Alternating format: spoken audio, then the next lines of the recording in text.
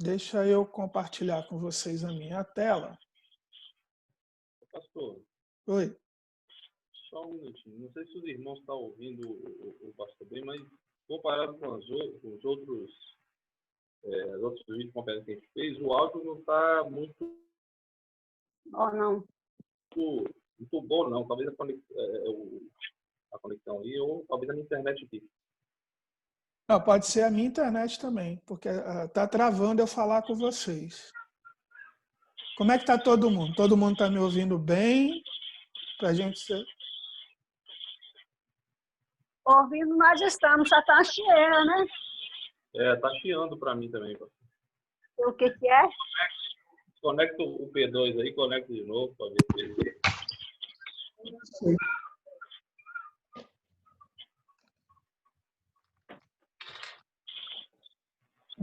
Melhorou? Melhorou, para mim melhorou. Pode ser só essa conexão mesmo. Mas qualquer coisa, vocês me interrompem se precisar. Ok? Então vamos lá, vou compartilhar com vocês aqui minha tela e a gente vai conversar um pouquinho sobre o assunto de hoje, que é o pecado. Deixa eu voltar aqui lá no início, que eu deixei no final. Tem bastante coisa para a gente conversar um pouquinho, então sejam todos bem-vindos, já oramos. Hoje a gente vai falar desse assunto. Por que a gente vai falar de pecado, né? Por que estudar sobre pecado? Tem alguma coisa que não está legal mesmo, não, Washington. Tem razão. Tá dando umas cortadas. Tem um eco também. Não entendi. O som também está vindo de outra pessoa. Tem gente que não está mutada. É isso aí. Vamos colocar todo mundo mudo.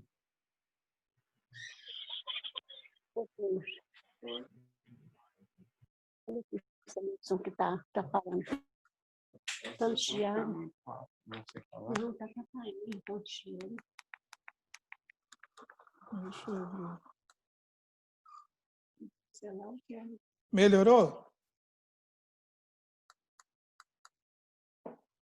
Melhorou? Acho que melhorou, né? Eu vou pedir para todo mundo tirar o áudio, porque aí facilita para a gente, todo mundo tirando o áudio. Melhorou sim, tá chiando mais nada. Então, beleza. Vamos... Deixa eu só me organizar aqui, porque eu mexi num monte de coisa.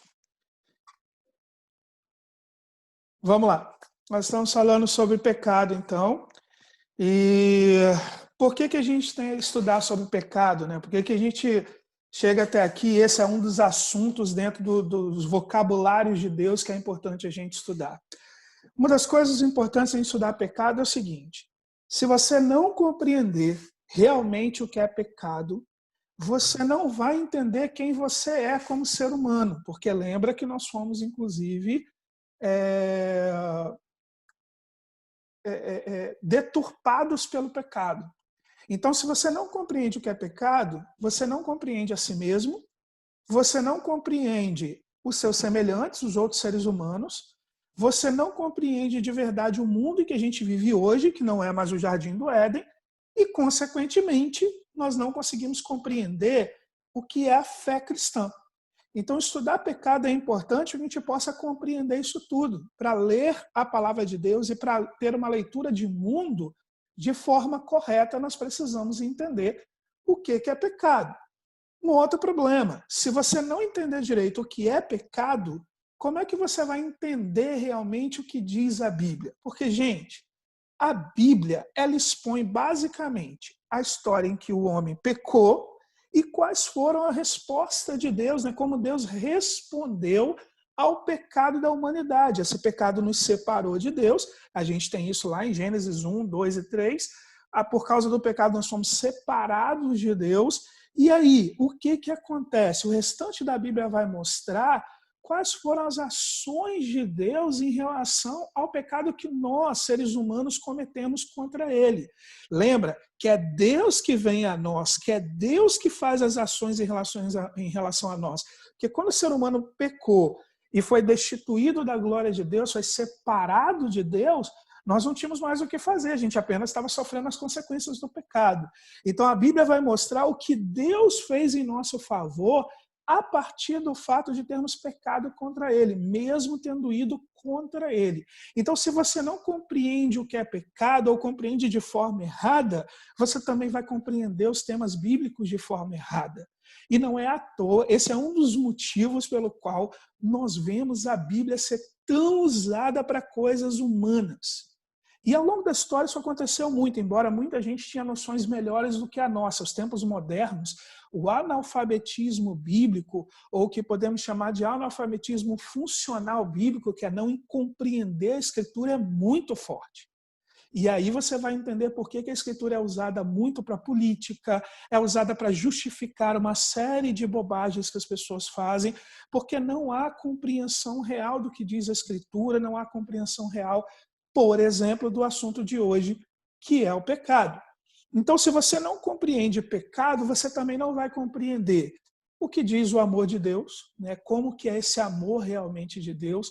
Você vai ter dificuldade de entender o significado da salvação, você vai ter dificuldade de entender a mensagem do Evangelho, mesmo que você passe a vida inteira numa igreja e, consequentemente, passe a vida inteira falando sobre pecado, sobre Deus, sobre salvação, sobre um monte de coisas, mas nunca realmente compreendendo e se aprofundando nelas. Daí também dá para a gente entender por que quando você fala para uma pessoa não crente sobre pecado e tudo mais, para ela é uma coisa estranha e parece apenas uma ofensa. Por quê? Porque ao não entender sobre isso, ela não vai entender uma série de coisas que nós falamos. Se a gente parar para pensar, nós conseguimos compreender melhor quando a gente pega João 14 e vai ver Jesus dizendo que o Espírito Santo foi mandado, inclusive, para nos fazer compreender melhor sobre o pecado, a justiça e o juízo. Percebe que o próprio Espírito Santo é quem nos convence do pecado. Tamanha a importância de entendermos o pecado, porque a partir dele fica mais fácil de entendermos o tamanho do amor de Deus e todas as outras coisas que Deus faz por nós. Para ficar isso um pouco mais claro, é só a gente pensar o seguinte: muitas vezes nós só compreendemos o que nossos pais fizeram por nós quando a gente se torna pai e mãe. Entendemos algumas decisões, alguns sacrifícios e tudo mais quando nos tornamos pai e mãe. Por quê? Porque aí nós podemos ver realmente como as coisas acontecem. Por que eu estou usando esse exemplo? Porque quando nós entendemos o pecado, nós entendemos então o tamanho do amor de Deus, ou pelo menos chegamos próximos de entender o tamanho do amor de Deus. Conseguimos entender melhor o significado do projeto de salvação que foi dado a nós. Conseguimos entender melhor as boas novas do Evangelho. Porque para entender o que é uma boa nova, você tem que entender melhor o que é a notícia ruim. E aí você entende a boa notícia. Então, estudar sobre o pecado nos faz compreender melhor tudo isso e compreender melhor o que significa. Agora, por que nós fugimos do pecado?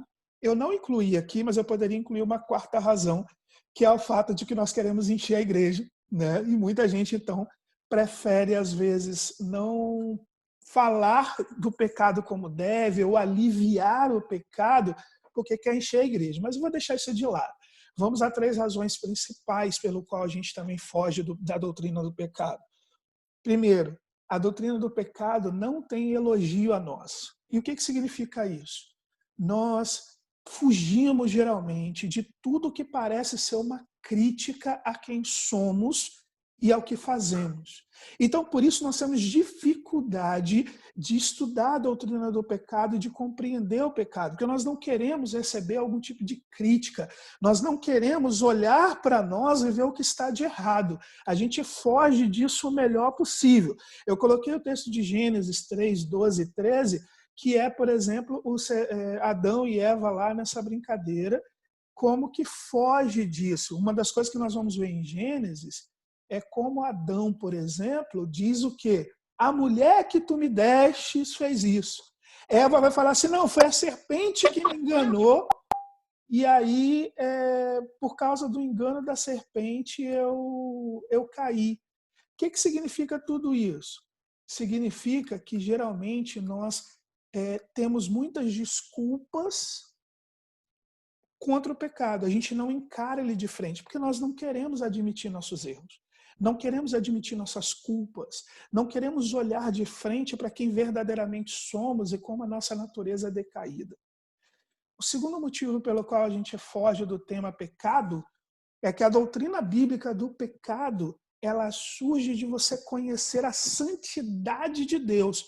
O pecado, entender pecado está diretamente proporcional ao quanto você se aproxima da santidade de Deus, aprende e caminha na santidade de Deus. Vamos lá. Wellington, você pode ligar seu som, por favor, e ler para a gente o texto de Isaías, capítulo 6, verso de 3 a 5?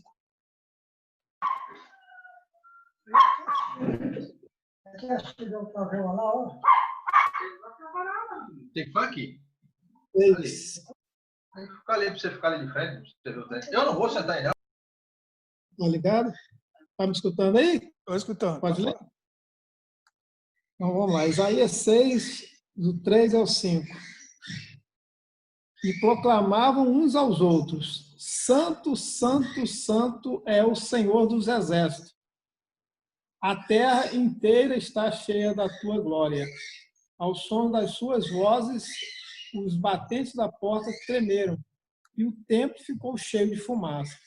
Então gritei: ai de mim, estou perdido, pois sou um homem de lábios impuros e vivo no meio de um povo de lábios impuros. Os meus olhos viram o Rei, o Senhor dos Exércitos. Bom, o que o texto de Isaías nos mostra sobre o que a gente está falando da doutrina do pecado? Quando Isaías teve a visão de Deus, ele teve a visão da santidade, da glória de Deus. Ao se aproximar de Deus através dessa visão, ele também teve automaticamente a visão de quem ele era. Ele conseguiu enxergar melhor sua própria depravação, seu próprio pecado. Por isso Isaías faz essa exclamação: ai de mim, eu sou uma pessoa de lábios impuros e habito no meio de um povo de impuros lábios. Quanto mais nos aproximamos de Deus, mais nós entendemos melhor sobre o pecado e entendemos melhor quem nós somos. A santidade, a luz de Deus, fica claro para nós as trevas que estão dentro de nós. Então, a nossa dificuldade de entender o pecado revela que nós estamos muito longe da santidade de Deus. E isso é um problema que nós precisamos entender. Quanto mais profundo você estiver em Deus de verdade, quanto mais profundo você está em Deus, mais você também conhecerá o seu próprio pecado e conhecerá o pecado de uma forma mais geral. Entendam isso. Então, estudar sobre o pecado também é estudar sobre a santidade de Deus. O terceiro motivo pelo qual a gente foge do tema pecado é que a doutrina bíblica do pecado, ela há muito tempo vem sendo secularizada, principalmente nos tempos modernos. O que significa isso? Já há um tempo vem se trocando o verdadeiro significado de pecado. Se você parar para pensar, a maioria das pessoas vem aprendendo ao longo dos anos que pecado é quebrar algum padrão de moralidade, né? Alguma decência aceitável. Principalmente as pessoas se focam nas questões de pecados sexuais. Então, é isso que as pessoas como um todo, em suma de maioria, acabam pensando sobre pecado. E isso não está correto.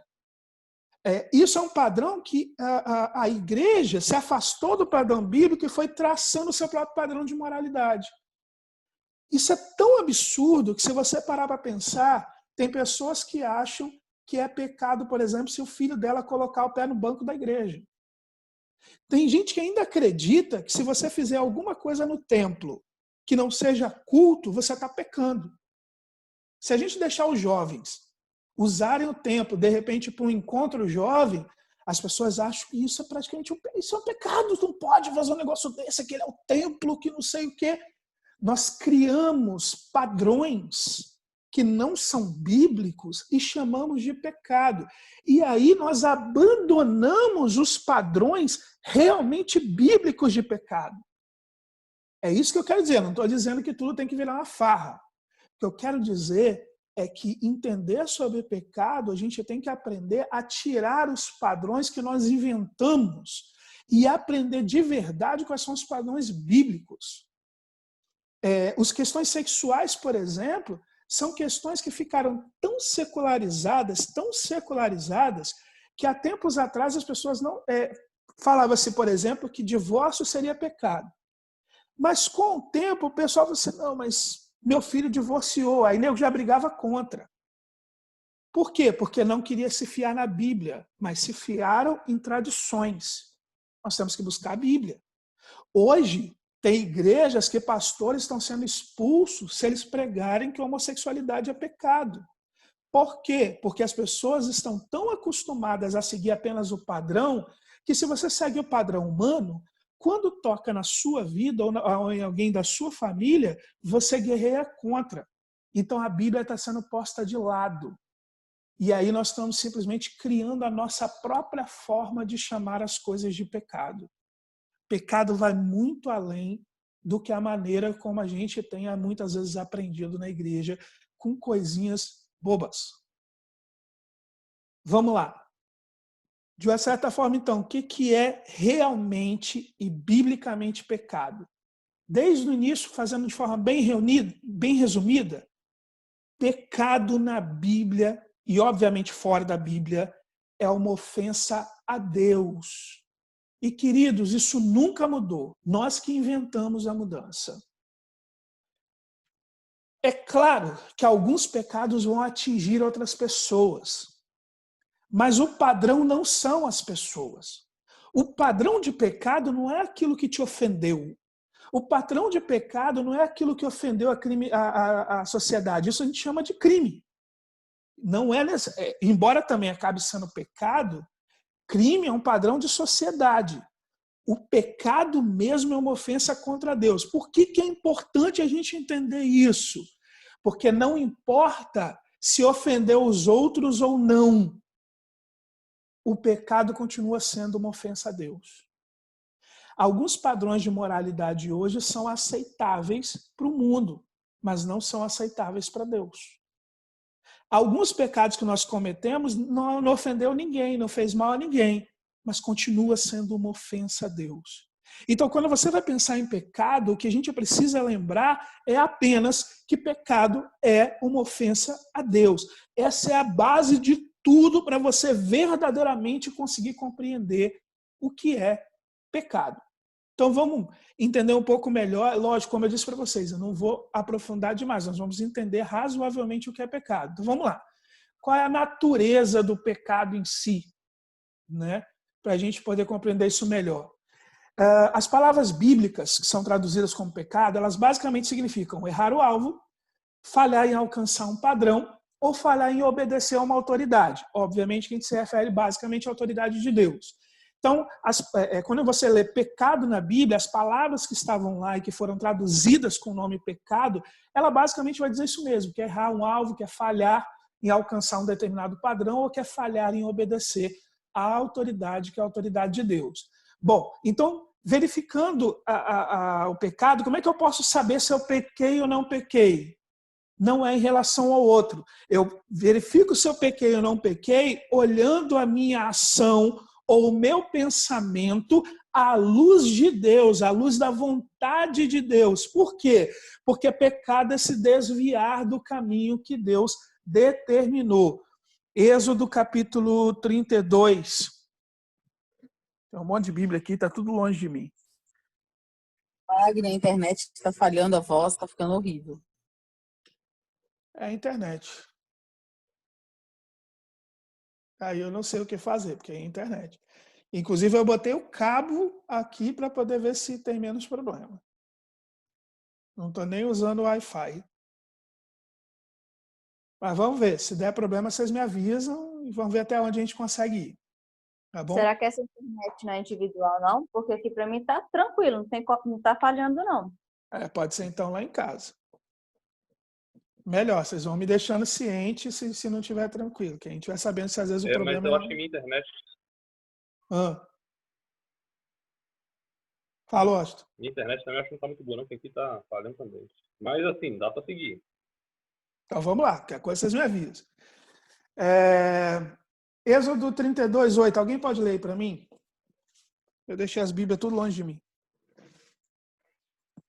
Muito depressa se desviaram daquilo que lhe ordenei e fizeram um ídolo em forma de bezerro. Curvaram-se diante dele, oferecendo-lhe sacrifícios, e disseram: Eis aí, ó Israel, os seus deuses que tiraram vocês do Egito. Vocês viram aí? Apesar de estar falando do ídolo e tudo mais, percebe que no início do verso, Deus coloca que o pecado é se desviar do caminho dele. Então ele diz para Israel, muito depressa vocês se desviaram do meu caminho. O que fizeram, a gente às vezes se foca muito na ação.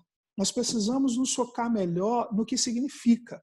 Então, o texto que a Tiane leu mostra para a gente o seguinte, o problema está em se desviar do caminho de Deus. Para onde se desviou, se foi para um ídolo, se foi para fazer alguma outra coisa, isso é apenas a ação derivada.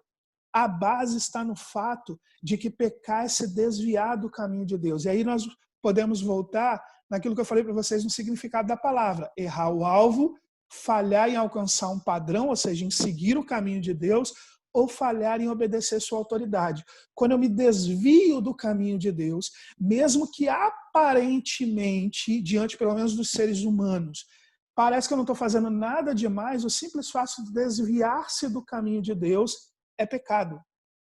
Ok? E eu me desvio para onde? Eu me desvio para um caminho de escolha pessoal. Isaías 53:6 diz assim, todos nós nos desviamos como ovelhas, deixamos os caminhos de Deus para seguir os nossos caminhos.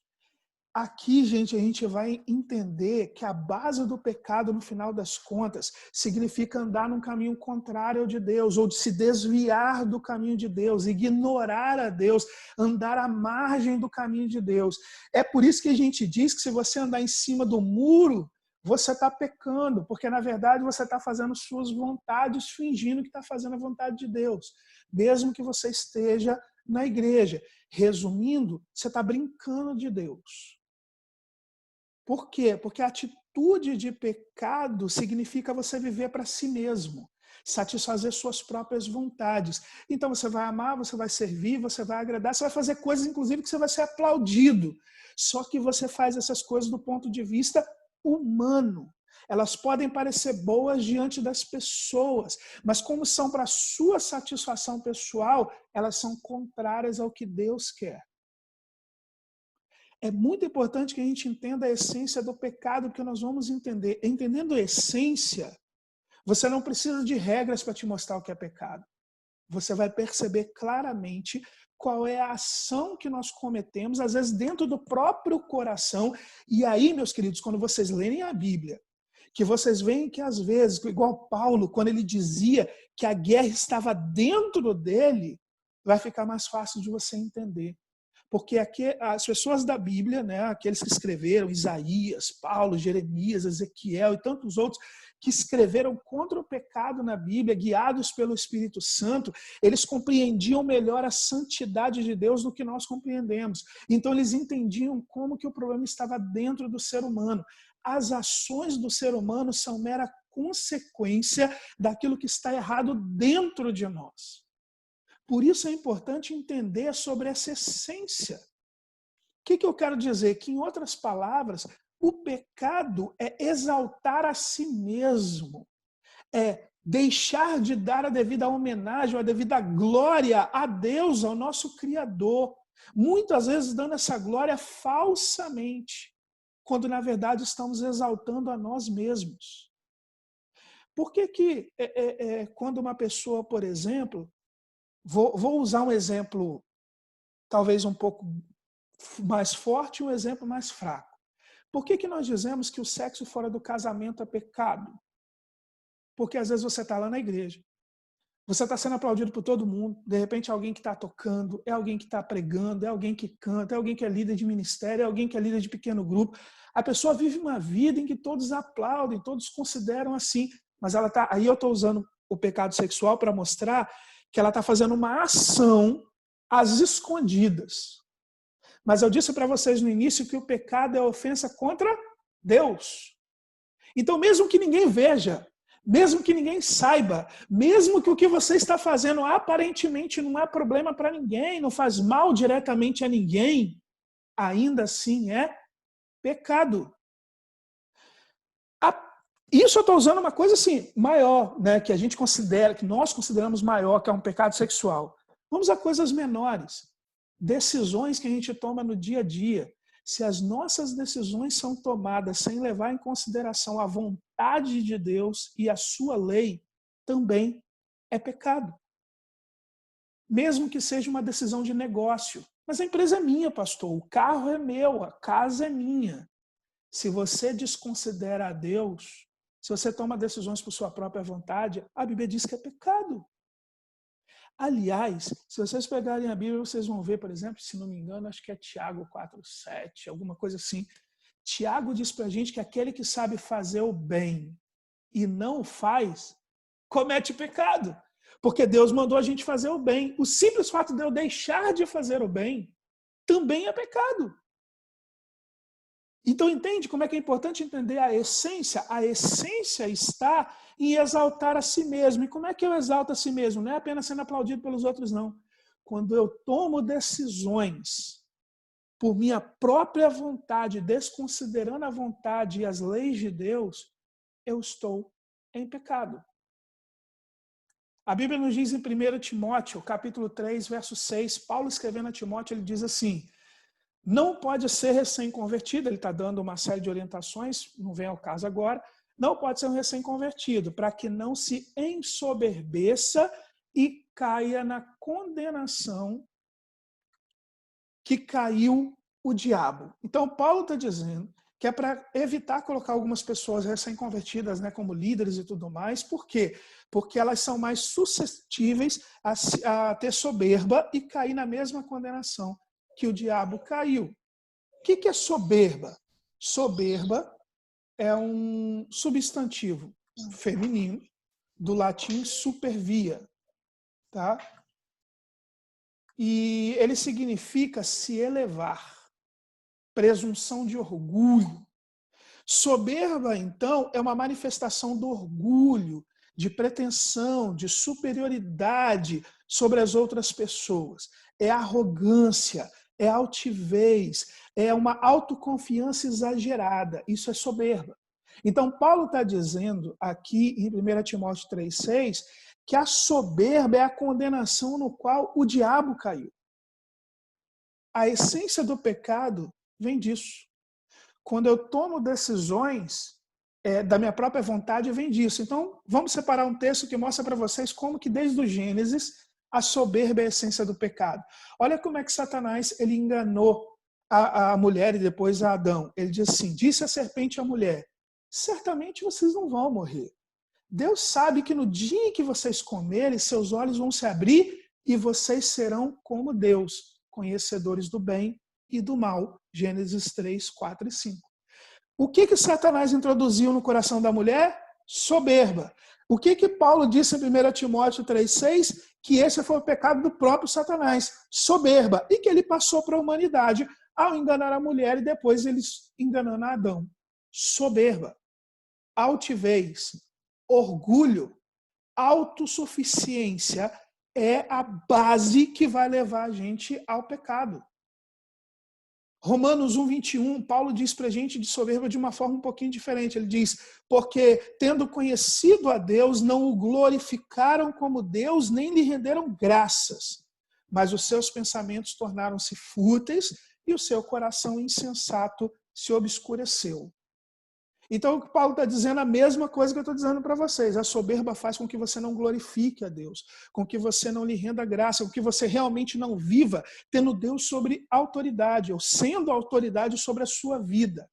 Essa altivez, essa exaltação, esse orgulho é a essência que nos leva a pecar e que está deturpado hoje dentro de nós. Romanos capítulo 8, verso 7 diz que a mentalidade da carne é inimiga de Deus, porque não se submete à lei de Deus, nem pode fazê-lo. Lembra do que eu disse para vocês lá no início? Pecado significa errar o alvo, falhar em seguir um determinado caminho ou falhar em se submeter a uma autoridade. A Bíblia diz isso. Além da palavra diz isso, a Bíblia diz isso. Então, a minha mentalidade carnal, ela não quer se submeter à lei de Deus. Por que as pessoas têm dificuldade de seguir a Bíblia? Porque a mentalidade carnal não quer se submeter a Deus. E isso é soberba, é querer ser como Deus. Desde o Gênesis nós cometemos o mesmo erro. As outras coisas são meras ações. Tudo que fazemos pós isso, nada mais é do que ações. Por quê? Porque a soberba me leva a ser independente do Criador. Então, a essência do pecado é exatamente o fato de eu me tornar independente do Criador. As ações que eu vou cometer, sendo eu da igreja ou não da igreja, elas são derivadas da minha independência. Deixa eu tentar melhorar isso. Se Deus colocou na lei dele que eu não posso roubar e eu roubo, eu decidi ser independente. Eu faço o que eu quero. Entendeu? O ato de roubar, ele nada mais é do que uma derivação ou que um fruto da árvore da soberba. O ato de adulterar nada mais é do que o fruto da árvore da soberba.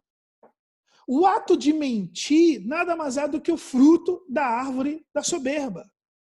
E o que eu quero dizer com isso tudo? Que no final das contas, as ações de pecado, que é o que o nosso foco, a gente se foca nas ações de pecado, porque é o que nós conseguimos ver. Mas elas são só ações daquilo que está no coração. Esse é o problema real. Então nós temos que entender a essência. O que é a essência? A essência é uma rebeldia que vem da nossa soberba, que vem do nosso orgulho. E esse orgulho nos leva a querer ser contrários a Deus, a se desviar do caminho de Deus, a não seguir a autoridade de Deus, a não obedecer o que diz a lei de Deus. Esse orgulho brota dentro de nós a partir do momento do pecado, desde o pecado original. E não importa se você é membro ou não da igreja. Esse orgulho acaba botando. Então vamos voltar ao conteúdo original? Pecado, então, é o quê? Uma ofensa a quem? A Deus. E é isso que eu quero que vocês tenham sempre em mente. Agora, eu vou de novo mostrar o que eu disse para vocês. Por que as ações de pecado são derivadas da árvore do pecado, da árvore da soberba? Se você não consegue obedecer o primeiro mandamento, que é amar a Deus sobre todas as coisas, ou amar a Deus com todas as suas forças, você também não vai obedecer o segundo mandamento, que é amar o próximo como a ti mesmo. Então percebe que as ações de pecado, que muitas vezes vão tocar nas pessoas, vão fazer mal às pessoas, elas são só consequências daquilo que eu não consigo fazer na base, que é amar a Deus, que é obedecer a Deus, que é permanecer em Deus. Se a base for corrigida, todo o restante é corrigido. Se eu amo a Deus com todas as minhas forças, se eu amo a Deus sobre tudo, se eu obedeço, e amar a Deus vai fazer com que eu obedeça a Ele. Jesus diz isso em João 14, né? Aquele que me ama obedece os meus mandamentos. Se amar a Deus faz eu obedecer todas as coisas, naturalmente eu não vou fazer mal às outras pessoas. E vou conseguir amá-las como amo a mim mesmo. Porque amar os outros como amo a mim mesmo vai fazer com que eu não faça mal a eles. Correto? Se eu pegar um exemplo de um casal, se o Wellington ama a Bia como ama ele mesmo, porque em primeiro lugar ele ama a Deus, ele não vai bater na Bia. Bater na Bia é uma ação de pecado. A gente diz assim, bater na Bia é um pecado. Não, bater na Bia é a ação do pecado. Onde é que está o pecado? O pecado estava dentro do Wellington, que não obedece a Deus porque não o ama corretamente. Porque não tem ele em primeiro lugar. Entendem? Tudo que nós fazemos, a pessoa foi lá e matou o outro. Aquilo é uma ação de pecado. São os pecados que a gente cometeu, que são ações, mas o pecado já estava dentro da pessoa. A ação é manifesta. A ação do pecado é aquilo que a gente consegue ver. Ver em vários sentidos, né? Aquilo que você consegue perceber. Às vezes é um pensamento ruim que está na nossa cabeça. É a ação do pecado. Mas o pecado está na base aqui no nosso coração. A rebeldia contra Deus, a soberba contra Deus, o fato de não conhecê-lo. Então essas são as diferenças entre um e outro. Então, O pecado, ele vai destruir as relações humanas? Sim, ele vai destruir as relações humanas. Mas ele vai destruir por quê? Porque é uma consequência natural de ter destruído a nossa relação com o Criador, a nossa relação com Deus. Então, naturalmente, a nossa natureza é deturpada, e aí eu botei os textos aí, se vocês quiserem anotar, Romanos 1, 26 a 31, Gálatas 5, 19 a 21, 2 Timóteo 3, de 2 a 4, é Paulo relacionando uma série de pecados. Pecados que nós cometemos um contra os outros. Mas eles são só consequências do pecado primordial, da base, que é o pecado contra Deus, que é a nossa rebeldia contra Deus, que é o fato de não conhecermos a Deus. Todo o resto é mera consequência desse pecado original. Agora, qual é o estado, então, que a humanidade se encontra? Qual é o chamado estado do pecado, para a gente poder evoluir? Bom, 1 Reis 8,46 nos diz, quando pecarem contra ti, pois não há quem não peque, e ficares irado com eles e entregares ao inimigo, que os leve prisioneiros para a sua própria terra distante. Romanos 3, 23 nos diz, todos pecaram, destituídos estão da glória de Deus. Enfim, o que os dois textos, na verdade, estão dizendo para nós? Os dois textos estão dizendo que o pecado é universal na humanidade. Ou seja, o pecado atinge a toda a humanidade. Não existe um ser humano que não peque, que não tenha nascido pecaminoso. Toda a humanidade foi atingida pelo pecado. E por quê? Nós somos atingidos por uma coisinha chamada responsabilidade solidária. Vamos pegar, eu usei esse termo responsabilidade solidária para ficar mais fácil da gente entender. Por exemplo, quando alguém faz uma coisa errada, comete um crime, se é um crime, às vezes, que tem um sócio, por exemplo, esse sócio, às vezes, Rogério, que é um dos nossos futuros advogados, pode nos ajudar nisso. Geralmente, quando alguém comete um crime, por exemplo, e ele tem um sócio, ou às vezes deve alguém e tem um sócio, você pode entrar com um processo e responsabilizar aquele sócio de forma solidária. A ideia é a mesma. Não é assim, Rogério? Fala pra gente. Rogério está aí. É isso aí mesmo, né? Então, essa, Rogério, pegando aí do direito, é a mesma ideia do porquê que nós somos pecadores a partir do pecado de Adão. Alguém lê aí pra gente 1 Coríntios 15, 22? Rogério mesmo, que eu mexi com ele. Rogério, está com a Bíblia perto de você aí? Se tiver, lê pra gente 1 Coríntios 15, 22. Tá, abrindo aqui.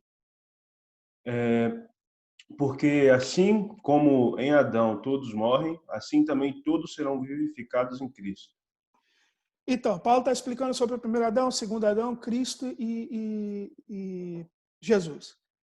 Nós morremos todos no primeiro Adão. Então, nós somos responsabilizados de forma solidária. Eu não estava lá no Éden, você não estava lá no Éden. Só que nós somos descendentes de Adão. Então, o que aconteceu? Quando Adão pecou, a natureza de Adão se tornou pecaminosa. Os descendentes de Adão são contaminados de forma natural. É quase que dizer que é genético. Mas é melhor a gente usar a ideia de responsabilidade solidária, porque genética dá uma confusão danada se a gente dissesse assim. Mas é quase isso. Qual foi o nome bonitinho que se deu para isso? Pecado original. Então, cometeu-se um crime originalmente e nós fomos responsabilizados juntos com Adão.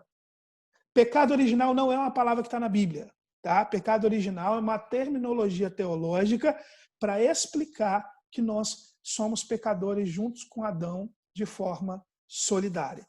Então, todas as pessoas que não estão em Cristo, não importa se você é membro da igreja ou não.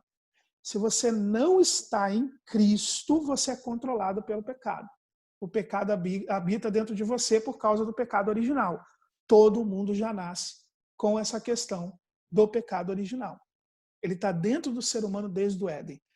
A pessoa pode aceitar ou não a verdade bíblica. Não interessa. Onde Deus não governa, quem governa é o pecado. E a Bíblia descreve esse estado do pecado. Eu vou tentar resumir o máximo que eu pude para vocês, para a gente poder entender. São 6 coisas que a gente consegue aprender sobre isso. Primeiro, o pecado é um estado de condenação. Essa é uma relação entre o pecador e Deus como justo juiz. Ezequiel 18:20 diz para a gente que a alma que pecar, essa vai morrer. O Oi? que é Pecado original. pecado original? Não entendi. Ah, É a vamos lá. Júlia, pastor. Sim, eu estava tentando identificar se era a Júlia ou a... Juan. Fugiu o nome. Juan. Vamos lá. Pecado original, Julinha, é o seguinte. Alguém fez errado a primeira vez. E quem fez errado a primeira vez? Adão e Eva lá no Jardim do Éden.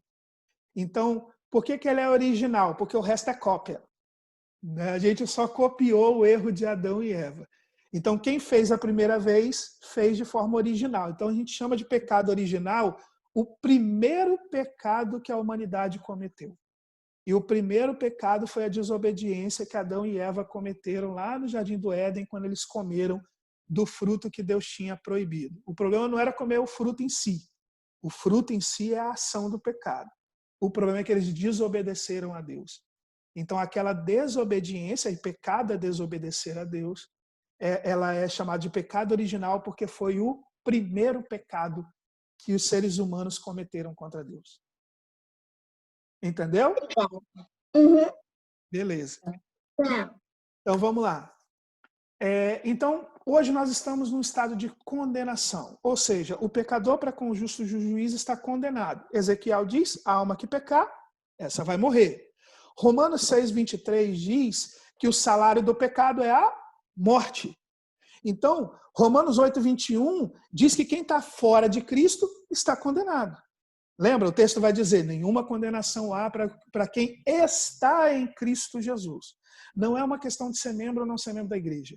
É uma questão de conhecer Jesus. Porque tem gente que está dentro da igreja, mas não está em Cristo. Se não está em Cristo, está condenado. Ok? Segundo estado do pecado, nós podemos dizer que é o estado de contaminação. Então, aquele que está no pecado, além de condenado, ele está contaminado. Aqui é uma relação entre o pecador e um Deus que é santo. No Antigo Testamento, Deus mostrou isso através dos rituais. Eu escrevi higiene errado, olha, botei Y. Deus colocou vários rituais para ensinar higiene, para ensinar hábito alimentar, para ensinar pureza. Enfim, Deus ensinou um monte de coisa que afastava a gente dele. No Novo Testamento, Jesus diz o seguinte, é como se Jesus dissesse, vocês já aprenderam um monte de coisa, então agora eu vou ensinar para vocês a verdadeira impureza. E aí ele faz um discurso, que é Marcos, deixa eu abrir minha Bíblia aqui, Marcos capítulo 7, versos de 18 a 23. Marcos 7, de 18 a 23, Jesus diz assim para nós, vocês também ainda não entendem? Perguntou. Não percebem que a comida que entra no corpo não pode contaminá-los? O alimento não vai para o coração, mas apenas passa pelo estômago e vai parar no esgoto. Ao dizer isso, ele declarou que todo tipo de comida é aceitável. Em seguida, acrescentou, aquilo que vem de dentro é o que contamina vocês, pois de dentro do coração da pessoa vêm os maus pensamentos, a imoralidade sexual, o roubo, o homicídio, o adultério, a cobiça, a perversidade, o engano, as paixões carnais, a inveja, as calúnias, o orgulho e insensatez. Todas essas coisas desprezíveis vêm de dentro. São elas que contaminam vocês. Se a gente pegar esse discurso de Jesus, ele mostra que o que torna a gente impuro é o que está dentro do nosso coração. Todas as outras coisas que nós fazemos são o quê? Consequências. Lembra que eu estou falando para vocês desde o início? As ações de pecado revelam o pecado que está no coração. Então vamos voltar à nossa definição básica que eu falei lá no iniciozinho. Pecado é uma ofensa contra Deus. A essência dessa ofensa é a soberba, nosso orgulho, a maneira de nós fazermos o que nós queremos e não o que Deus quer. E ao longo da Bíblia a gente vai perceber exatamente isso. Quando nós praticamos o pecado, dentro de nós é a soberba agindo, que é a essência do pecado. ofendendo ao nosso Deus. Aí, vocês lembram da parábola do filho pródigo? Todo mundo deve lembrar. Quando o filho pródigo volta para o pai, ele usa uma expressão muito interessante. Ele diz assim: pequei contra o céu e contra ti. A ideia bíblica sempre foi que pecado é ofensa contra Deus, mesmo que também tenha sido feito algo contra o ser humano. Então, deixa eu contar uma coisa muito importante para vocês. Toda vez que você faz algo contra alguém e que você entender que tem que pedir perdão àquela pessoa, você também tem que pedir perdão a Deus. Porque, em primeiro lugar, o pecado é ofensa contra Deus. Porque nós podemos ofender a Deus e não necessariamente ofender as outras pessoas, que são os pecados escondidos. Mas quando nós ofendemos outras pessoas, provavelmente nós ofendemos a Deus em primeiro lugar. Sempre. Pecado é uma ofensa contra Deus. Ele pode ou não também ser uma ofensa contra outras pessoas. Memorizem isso. Vocês veem que eu estou repetindo várias vezes para vocês. Porque a grande preocupação de pecado deve sempre ser ofender a Deus ou não. Ofender as pessoas vai acontecer ao natural. O mais importante, se você não ofende a Deus, dificilmente você vai ofender as pessoas, a não ser quando é uma questão de que as pessoas ficam ofendidas porque você faz o que é correto e elas querem fazer o que é errado. Mas aí é uma outra conversa. Ok? O terceiro estado do pecado a gente chama de depravação. O que é isso? É o estado da imagem do ser humano que foi arranhada, que foi mudada depois do pecado. Eclesiastes 7:29 diz pra gente que nós tínhamos uma imagem de retidão. Deus fez os homens para serem justos. Qual é a nossa imagem agora? Aí eu quero ler esse texto de Efésios. Deixa eu abrir aqui. Porque ele é importantíssimo para a gente ler. Efésios 4:18 e 19. Eu devo dizer para vocês que é tão ruim esse negócio de Zoom, porque vocês têm que ficar sem microfone, a gente não pode conversar, é chato pra caramba. Vamos lá. Efésios 4:18 e 19 diz: a mente deles está mergulhada na escuridão, andam sem rumo, alienados da vida que Deus dá, pois são ignorantes e endurecem o coração para ele. Tornaram-se insensíveis, vivem em função dos prazeres sensuais e praticam avidamente toda espécie de impureza. Viu? Antes nós tínhamos uma imagem de retidão, éramos justos, vivíamos, né? Adão e Eva viviam dentro da lei que Deus havia posto. Agora a nossa imagem está distorcida, vivemos da nossa maneira, fazemos as coisas como nós queremos. E uma coisa que você precisa entender, a imagem de Deus em nós, aquela que nós fomos criados no Gênesis, façamos o homem a nossa imagem e semelhança, ela não foi distorcida parcialmente, ela foi distorcida totalmente. E aí o nosso querido Rogério, que tem estudado muito de calvinismo, vai entender melhor porque nós chamamos de depravação total, ou seja, distorção total da imagem de Deus em nós. O quarto ponto da questão do pecado é que o pecado é um estado de incapacidade.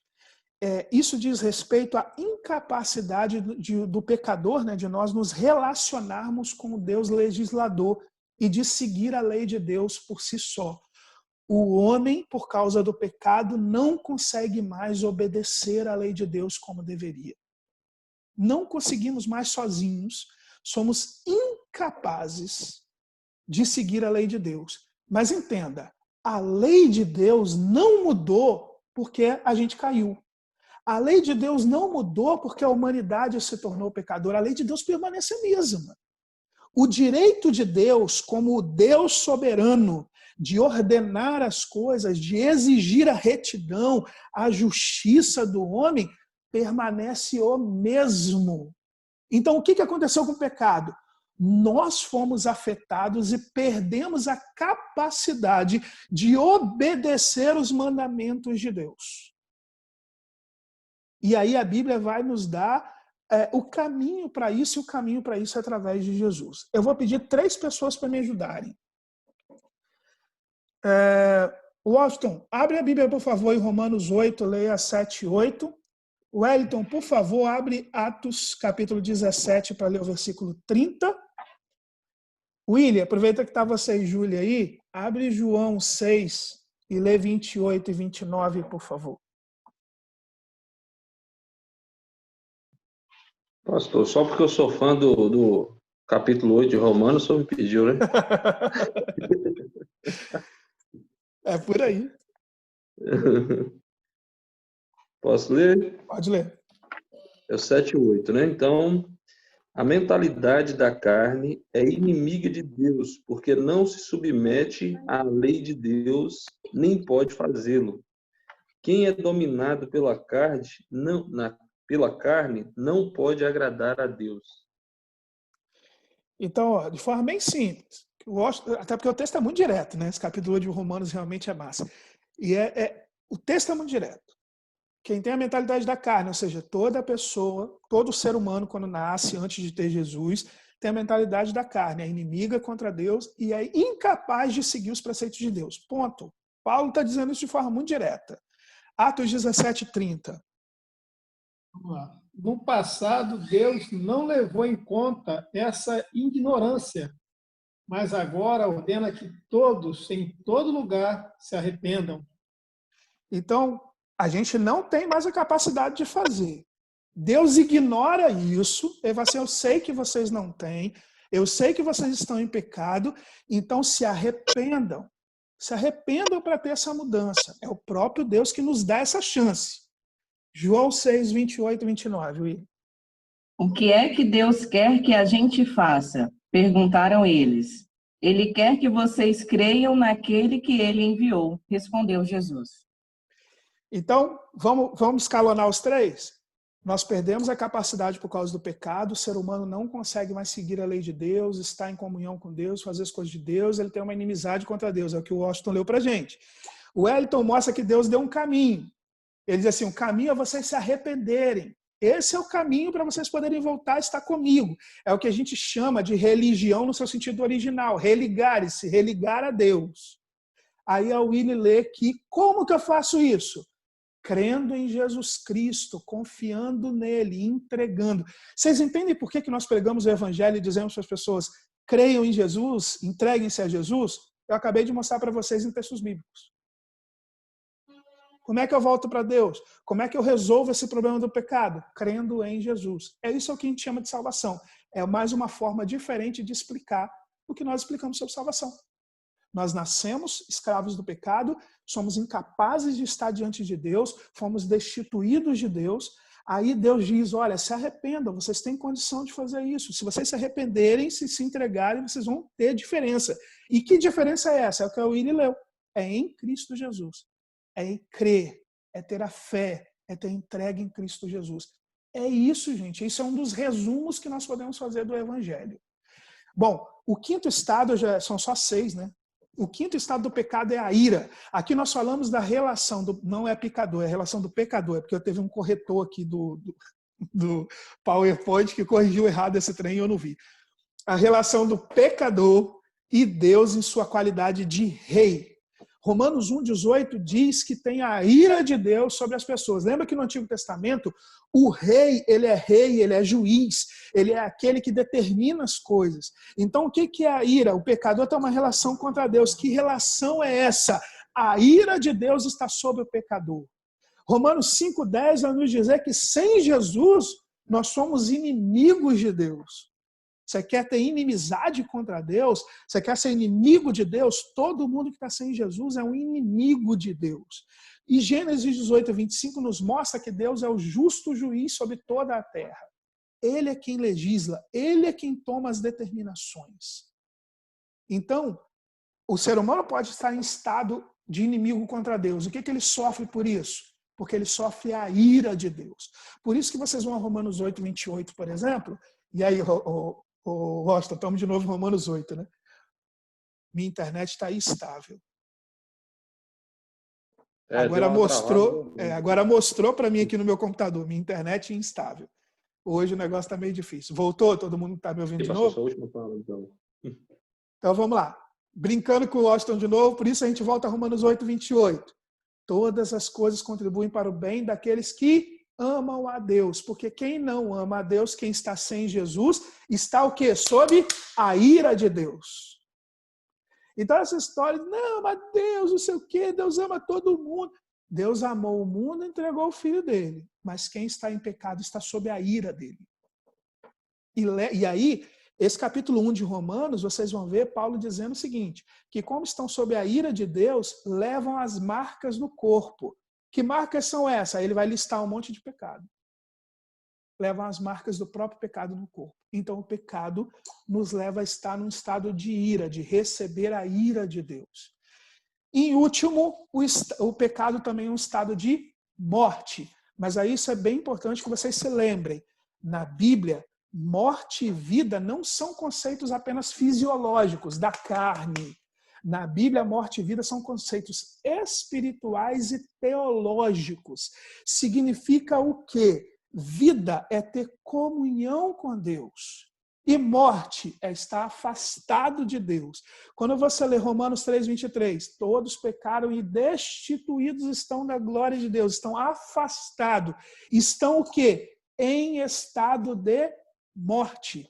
Efésios capítulo 2, verso 1. Deixa eu abrir aqui. Enquanto isso, Daniela, você está aí ainda? Se tiver, abre para mim Romanos 6:23. Enquanto eu estou abrindo Efésios. Romanos 6:23. Isso. Mas deixa eu ler primeiro Efésios. Ok. Efésios da minha Bíblia fugiu. Efésios 2:1 diz para a gente assim: vocês estavam mortos por causa da sua desobediência e de seus muitos pecados. A Bíblia é clara. Todo mundo que está afastado de Deus está morto. The Walking Dead.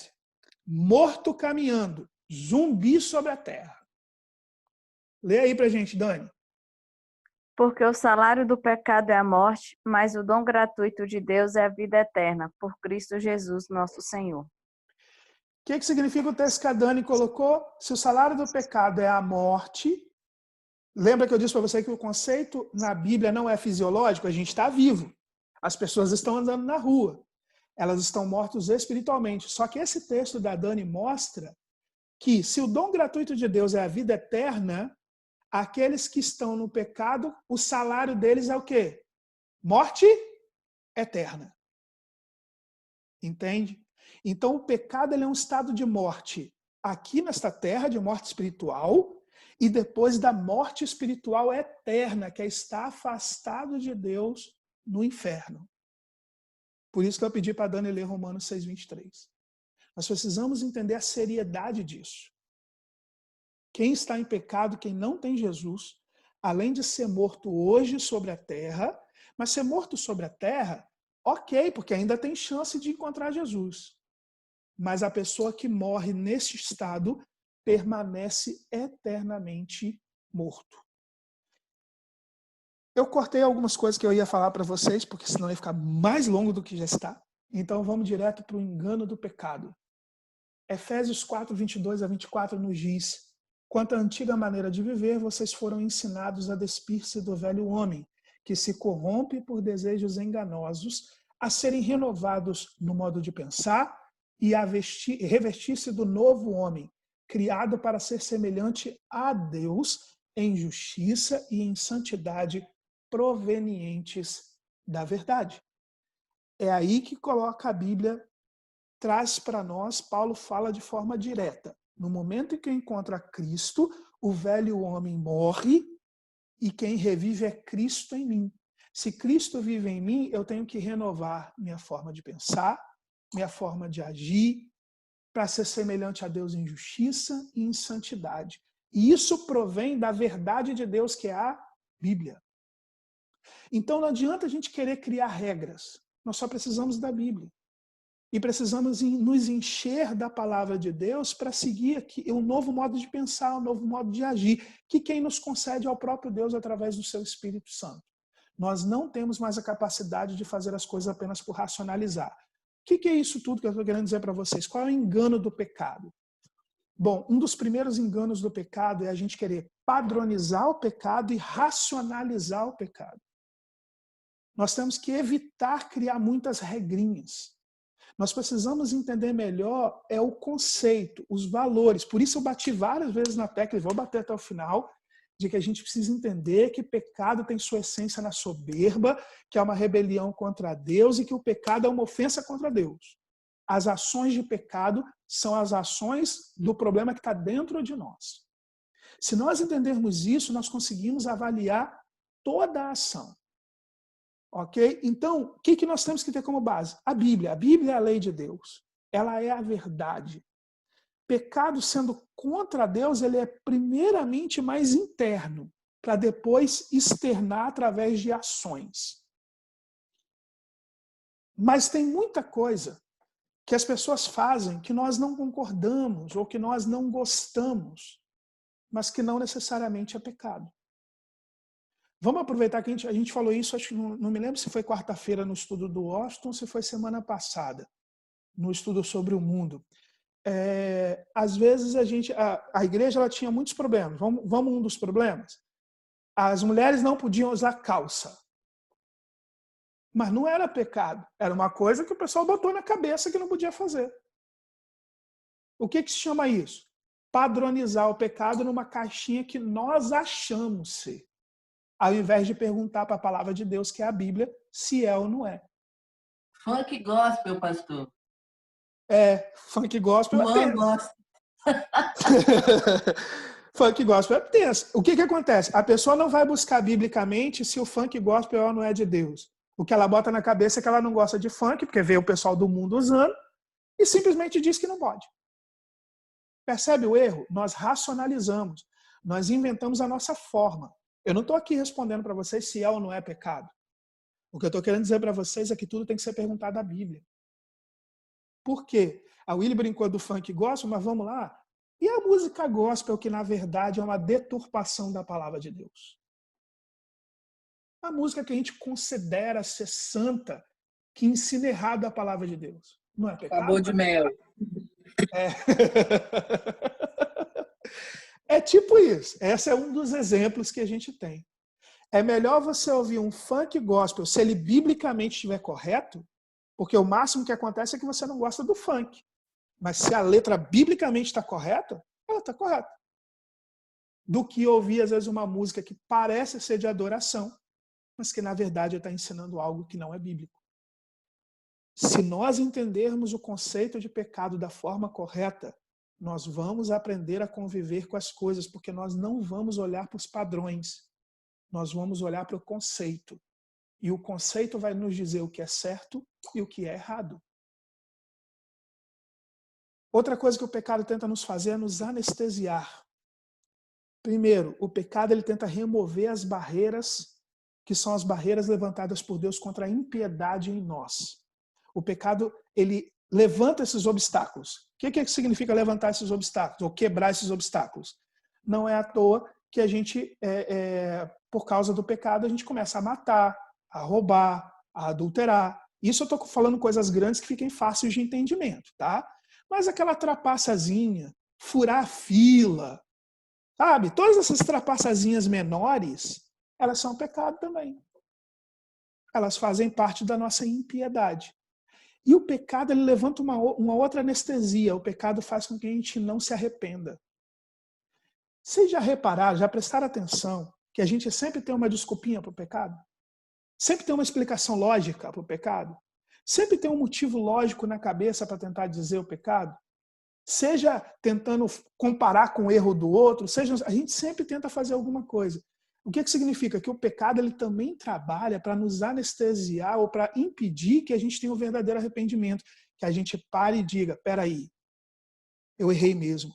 É o mesmo que Adão fez com Deus. Em vez de dizer, Senhor, eu pequei, me perdoa, o que Adão fez? A mulher que o Senhor me deu que fez isso.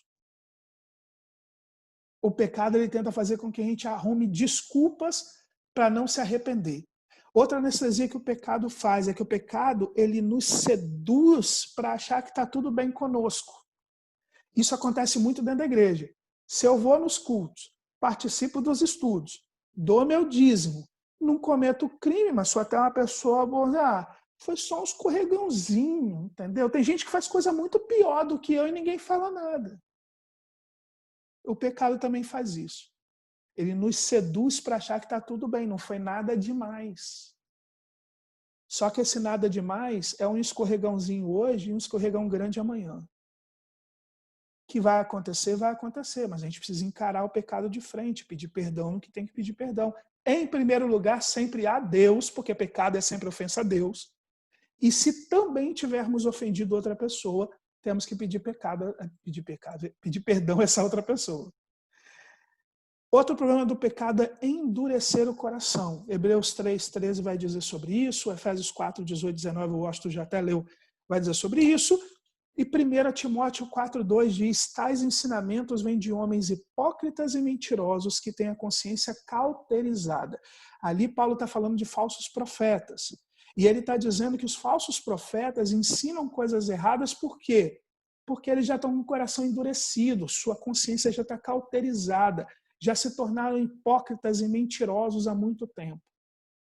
Então, assim, muito cuidado, porque a prática contínua do pecado e o não entendimento do que é verdadeiramente pecado para se arrepender e buscar corrigir, pedir que Deus ajude a corrigir, uma hora endurece o nosso coração e a gente começa a agir como se aquilo fosse certo e já não sabe mais o que é certo e o que é errado. Que a gente faça como o salmista fazia.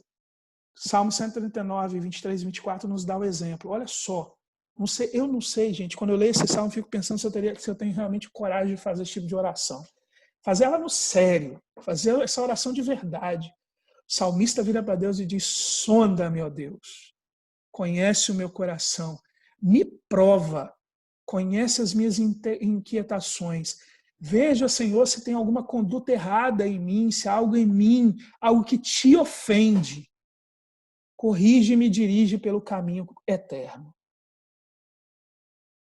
Essa é a oração que nós deveríamos fazer todos os dias, principalmente ao final do dia. Senhor, eu tive um dia hoje, me sonda, vê se tem alguma coisa, só o Senhor me conhece, me prova no que tiver que provar. Veja a minha conduta, se está te ofendendo, se eu estou fazendo algo que te ofende. Porque se eu pergunto isso para Deus, não é a minha conduta apenas diante dos outros, é até a minha conduta quando eu estou sozinho. Se tem alguma coisa em mim, da minha conduta que está te ofendendo, porque o pecado é uma ofensa a Deus. Se tiver, me corrige e me dirige pelo caminho eterno, me dirige a fazer a tua vontade, a fazer o teu caminho. Essa é uma oração que nós deveríamos estar fazendo todos os dias. Todos os dias buscando a Deus. Quanto mais nós conhecemos a Deus, quanto mais temos a sua santidade, pode ter certeza que essa é a oração que faremos sempre. Então, para encerrar, se de tudo que eu falei você não lembrar de muita coisa, uma coisa você precisa sair daqui lembrando. Pecado é ofensa contra Deus. Memorize, tenha isso. Não importa se os outros estão vendo. O pecado vai acabar atingindo os outros seres humanos à nossa volta por consequência. É o fruto do pecado, as ações do pecado. Mas, em essência, ele é uma soberba. Uma soberba porque eu quero fazer as coisas do meu jeito e não do jeito de Deus. O pecado é contra Deus. E é somente Jesus que nos liberta e nos salva e nos dá a verdadeira salvação eterna de comunhão com Deus. Amém? Agora, podem abrir o microfone se quiser perguntar alguma coisa e tal. Fim da exposição do estudo. Ei, pastor. Lógico, toda glória a Deus aí, mas hoje esse estudo ele foi muito bacana porque o que o pastor nos trouxe aí com relação ao pecado, né? Porque na verdade todo mundo considera pecado aquilo que é visível, né? E nós olhamos para o pecado só olhando para outra pessoa, apontando, ó, aquilo é pecado, pecou. Mas muitas vezes nós não cometemos as ações, mas o pecado está em nós, né? Então esse ponto aí onde o pastor trouxe esse ensino aí, e que óbvio, né? Nós conseguimos enxergar na Bíblia, o pecado ele está dentro de nós. Muitas vezes ele está agindo dentro e a gente consegue segurar para não externar, né? Para não cometer as ações de pecado e sofrer as consequências dele. Mas ele está lá. Muitas vezes não tem controle. e aí a gente deixa que ele saia, cometemos as ações de pecado, são visíveis, sofremos a consequência. Então, é um fato muito importante da gente pensar, porque às vezes a gente olha o pecado só como um cão farejador, né? Só caçando o pecado, mas nos outros, e nunca olha para dentro. E aí tem aquele texto, né, de 1 João, capítulo 1, dos versos 8 e 9, que fala que se afirmamos que estamos sem pecado, nós enganamos a nós mesmos, né? E a verdade não está em nós. Mas, na sequência de tudo aquilo que o pastor também ensinou nessa EBD aí, tem a segunda parte, né? O verso 9 aí, que diz bem assim: se confessarmos os nossos pecados, ele é fiel e justo para perdoar os nossos pecados e nos purificar de toda injustiça. Nós não podemos colocar o pecado como algo maior, nós precisamos entender a graça de Jesus como ela é maior, e ele é fiel e justo para perdoar. Então, se nós não olharmos para dentro e confessarmos que temos pecado dentro de nós, como nós vamos buscar a graça de Jesus? Como nós vamos receber, na verdade, né, a graça de Jesus? Então, eu gostei muito dessa EBD justamente por esses pontos aí, pastor, que o senhor tocou. Exatamente. Isso é importante. E por isso que, ao compreender isso, fica muito mais fácil. Porque, por exemplo, é o que você falou, como a gente às vezes está observando, primeiro, por que a gente caça pecado? Porque a gente quer mostrar o pecado do outro para poder suprimir o nosso que está nos... Às vezes até está nos incomodando, a gente sabe que está nos incomodando. Então, para desviar a atenção de nós, é quase que uma sensação de que estão me perseguindo. Aí, para desviar a atenção de mim, eu foco no pecado do outro. Então, eu jogo a atenção no pecado do outro. Por isso é tão fácil para as pessoas denunciar o pecado do outro. Por isso que adultério, assassinato, homossexualidade, tudo se torna grande.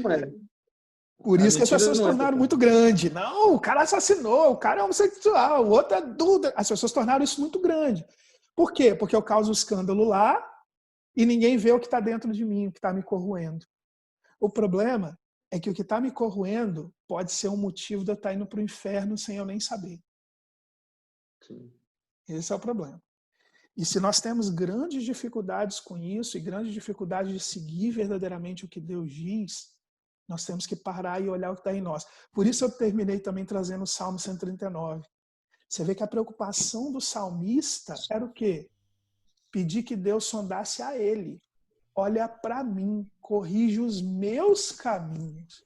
Vê se há algo mal em mim. Se você corrigir os seus caminhos, a sua luz vai ajudar os outros. E as pessoas, aí foi até bom você citar isso, porque a pessoa que olha para dentro de si, e na verdade você precisa olhar para a santidade de Deus. Olhando para a santidade de Deus, você vai perceber que dentro de você há um caminho mau. Se você faz isso, você vai olhar para os outros com um olhar de misericórdia. Porque aquele que conhece o seu próprio caminho mau, aquele que sabe que há trevas no seu próprio coração, porque conhece o Deus Santo, olha para o outro e enxerga que o que o outro sente, ele também sente. Aí aquilo tudo que a gente já viu um monte de igreja, lembra na igreja? Ah, a menina engravidou, escorraça a menina da igreja. Ah, não sei quem adulterou, escorraça a pessoa da igreja. É claro que cada pecado tem que ser tratado, não se confundam. Não é deixar de tratar pecado, não. Mas nós temos que ter a plena noção de misericórdia, de tratar com misericórdia. Nós temos que olhar para o outro lembrando, o mal que pegou ele é o mesmo mal que está todo dia tentando me pegar. Cuide-se para que não caia. Exato. Por isso a Bíblia avisa, aquele que está de pé, olhe para quem não caia. Então, se eu tenho essa visão, o que vai acontecer? Se o Washington pecou, ao invés de bater, o que eu vou fazer? Fazer o que a Bíblia manda. Esticar a minha mão e dizer, estou aqui para te ajudar. Eu não vou mentir para ele, você pecou, você é contra a lei de Deus. Mas, cara, eu também poderia estar no teu lugar, eu estou aqui para te ajudar. Todo cristão tem que estar com a mão estendida para ajudar o outro. Não é aceitar o pecado. Não entendam mal, não é aceitar o pecado. É estender a mão para ajudar a pessoa a sair do pecado que ela caiu, sabendo que poderia ser eu. E que se eu cair no pecado, eu quero que alguém estenda a mão e me ajude a sair do pecado para voltar a estar com Cristo. Essa é a visão que, quando a gente compreende pecado e compreende quem nós nós também compreendemos o mundo à nossa volta e quem são as pessoas. Isso faz com que a gente trate as pessoas de forma diferente. Isso também nos ajuda, como o Washington bem leu em 1 João 1,9, a pedir perdão a Deus e pedir que Ele me purifique de todo pecado.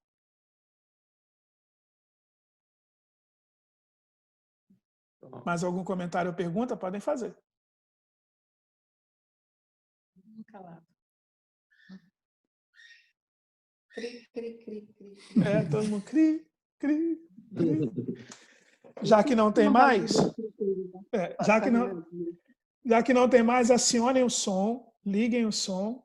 Se vocês quiserem dar tchau para todo mundo e a gente também aproveitar para orar. Liga o som aí, que está todo mundo com o som desligado.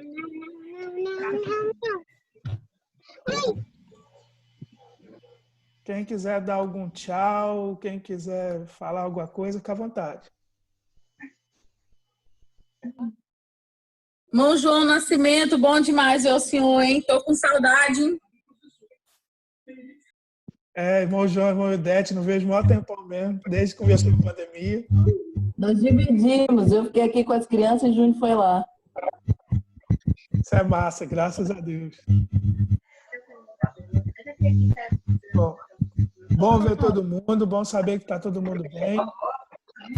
Vamos orar? A Larissa, o Rogério, a Dani estão com a mania de deixar só o nomezinho, né, Washington? Vamos começar a combater isso. Deixa eu só ver. Assim, né? Marcones, um abração. Saudade! Saudade de vocês! Pastor, me dá um abraço aí, Bia! Vamos orar, gente? Vamos orar para a gente poder encerrar?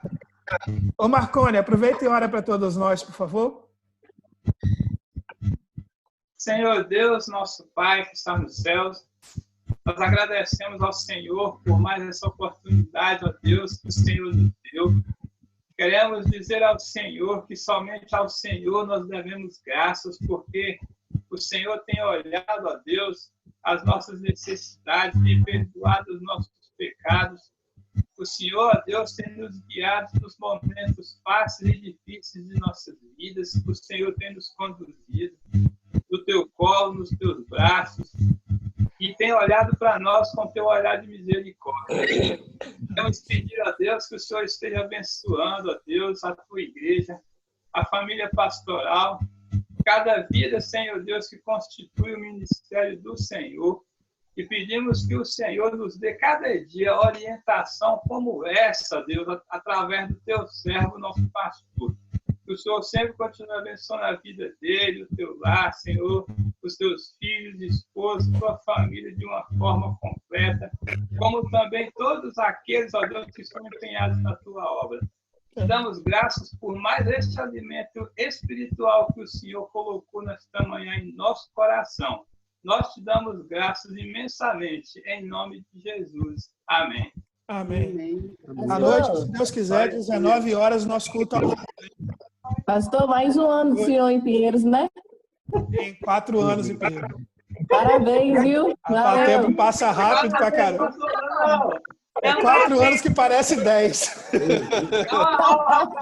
Ei, depois da DVD, eu lembrei quando o senhor pregou na posse. Eu falei assim, ele não quer vir mesmo, não.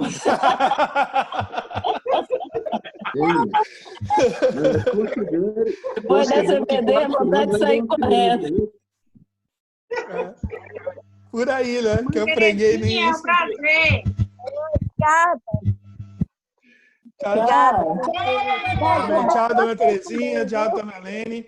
Deus abençoe todos vocês. Saudade, Maiães! Saudade, Bia! Tá todo mundo morrendo de saudade. Louco pra chegar esse